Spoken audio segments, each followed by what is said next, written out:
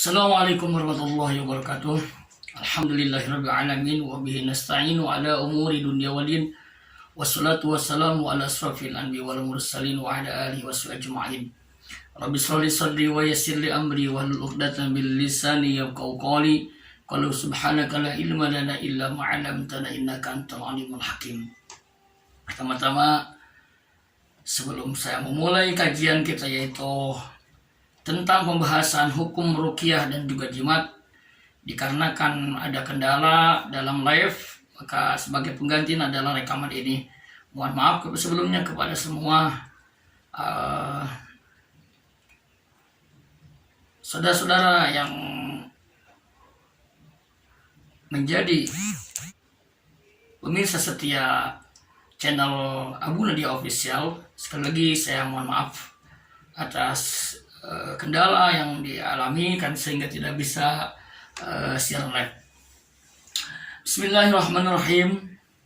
Ta'rifut tama'im. Pasal yang pertama adalah akan menjelaskan ta'rifnya tama'im atau pengenalan apa itu yang namanya tama'im atau tamimah. Qala sallallahu alaihi wasallam dalam satu hadis yang diriwayatkan oleh Imam Ahmad rahimallahu ta'ala, man 'alaqa tamimatan faqad asroka. Barang siapa yang menggantungkan tamimah, faqad asroka, maka dia telah menyekutukan Allah. Apa itu tamaim? Ya say'un yu'allaku 'alal auladi minal 'ain, yaitu sesuatu yang digantungkan kepada anak-anak minal aini, dengan tujuan untuk menghindari dari ain, dari penyakit ain. Qala al-Khalkhali, Imam Khali berkata bahwa tamaim jam'un tamimah. Tamaim itu adalah jamak taksir daripada tamimah. Wa hiya ma yu'allaku bi'anakis sibyani min kharzatin wa izami lidafil aini, yaitu sesuatu yang digantungkan di pundaknya anak-anak, min kharzatin dari manik-manik, wa izzomin dan juga tulang, lidafil aini untuk menolak penyakit ain.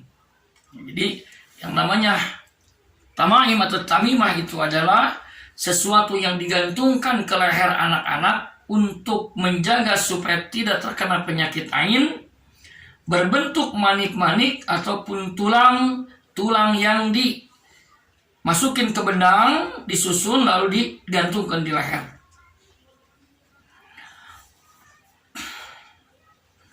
Wa qala Syekh Abdul Aziz bin Bas, atamimatu hiya ma yu'allaku 'alal auladi aw ghairihim minan nasi lidafil aini awil jini awil marri wa nahwi zalik. Syekh Abdul Aziz bin Bas mengatakan bahwa yang namanya tamimah adalah sesuatu yang digantungkan kepada anak-anak atau selain anak-anak, yaitu orang tua, laki ataupun perempuan, lidafil aini awil jini awil marodi, untuk menghindarkan dari penyakit ain, awil jini atau gangguan jin, dan juga penyakit-penyakit yang lain. Itu menurut Syekh bin Bas, Abdul Aziz bin Bas. Wa tusama indal 'ama al-hujuba jam'un hijabun. Bahkan menurut umum ada yang menyebutnya sebagai hujub atau penjaga atau benteng. Wa huwa ma yuktabu fihi minal ayati wal ahadisi ahyanan wa ahyanan ukhra yuktabu alaihi talasim wa kalamu ghairu mafhumin maratan bil arabiyati wa maratan bi ghairiha. Bahkan ada yang menyebut dengan kata-kata sebutan adalah pembenteng, yaitu sesuatu yang ditulis dari ayat-ayat ataupun hadis, terkadang ditulis yang lain seperti tulisan-tulisan tolasim, wa kalam yang qallamu ghairu mafhumin, dan perkataan yang tidak bisa dipahami, maratan terkadang ditulis dengan bahasa Arab, wa maratan bi ghairihi, bahkan terkadang tidak memakai tulisan bahasa Arab. Wa yusna'u minal jidi ghoriban, dan dibuat minal jidi dari kulit kebanyakan. Wa yakunu ala saqli musalasin fi turfihi khaitun, bitarfi khaitun, dan dibentuk seperti sepertiga, dan di ujungnya dimasukkan benang, yu'allaqu ala rukbati, dan dikaitkan ke leher. Yusama hijaban, dinamakan dengan hijaban atau pembenteng, li'itiqadi bi'annahu yujabu aini wal afat, karena berkeyakinan mereka sesungguhnya memakai hal tersebut itu untuk membenteng dari ain dan penyakit-penyakit yang bakal mengenai terhadap orang yang menggantungkan kalung tersebut atau tamimah tadi. Sumiyat tamimah li ja'mihin an-nabiyya yutimu hifzu man uliqat alaihi min daba au insan au ghair zalik.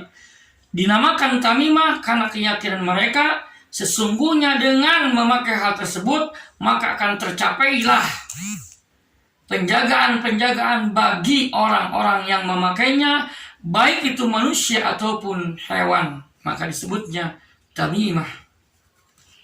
Wa qala sallallahu alaihi wasallam, man ta'alaqa tamimatan fala atamallahu lahu wa man ta'alaqa wada'atan fala wa'adallahu lahu. Barang siapa yang menggantungkan jimat fala atamallahu lahu, maka Allah tidak akan mewujudkan keinginannya. Wa man ta'alaqa wada'ah fala wa'adallahu, bahkan siapa yang menggantungkan wada'ah, maka Allah tidak akan memberikan dia kebahagiaan. Wa qala sallallahu alaihi wasallam, inna ruka wa tama'im wa tiwatis syirkun.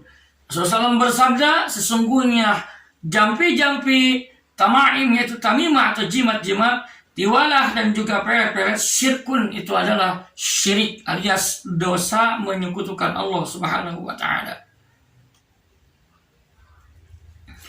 Apakah yang disebut dengan wada'ah?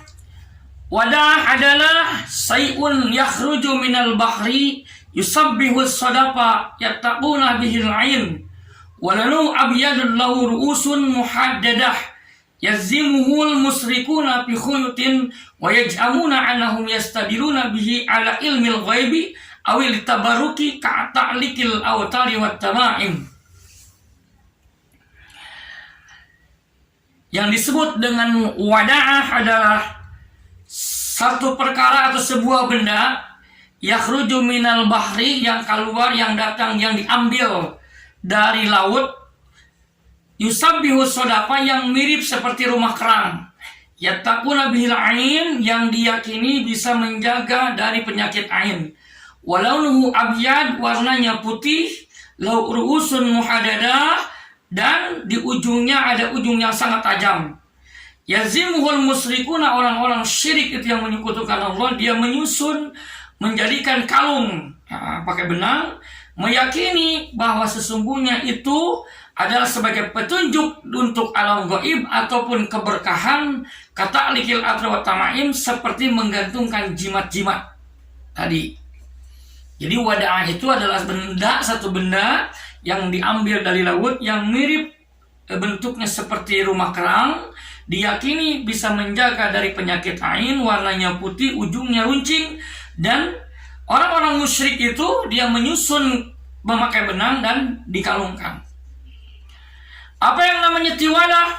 Tiwalah adalah syai'un yasna'unahu yaj'amuna annahu yuhabbibul mar'ah ila zawjiha. Tiwalah adalah benda atau sesuatu yang dibuat, yang diyakini sesungguhnya benda tersebut itu bisa menjadikan seorang perempuan akan mencintai suaminya, atau sebaliknya seorang laki-laki akan mencintai istrinya.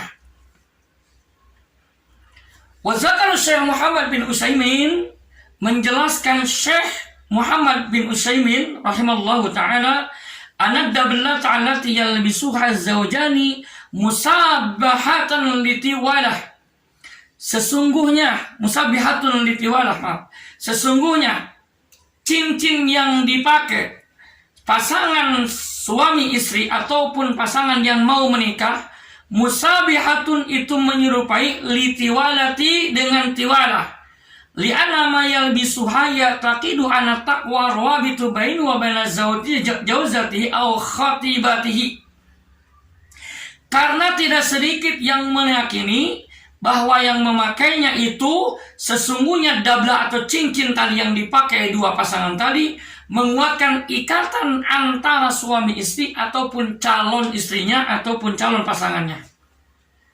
Wahai Syekh, maka saya menjelaskan idza wujidat hadihin niyatu fa innahu minas syirkil asghar. Ketika ditemui ada niat dalam dirinya bahwa hal tersebut itu akan benar-benar menjadikan ikatan yang kuat antara suami istri ataupun calonnya, maka itu termasuk minas syirkil asghari, masuk dengan syirik kecil. Wa ilam tujad hadin niyatu papihi tasabaha binasara.